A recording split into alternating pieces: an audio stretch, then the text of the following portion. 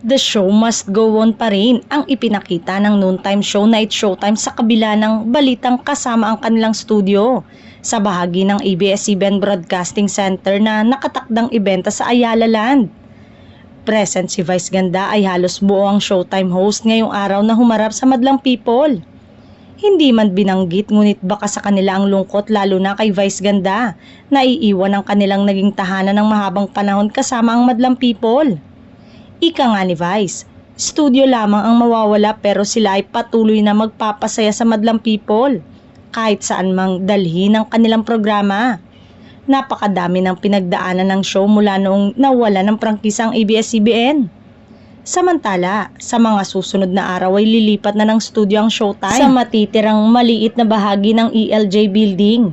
Ibig sabihin, ay magiging limitado na rin ang magiging studio audience ng programa dahil lilipat sila sa mas maliit na studio.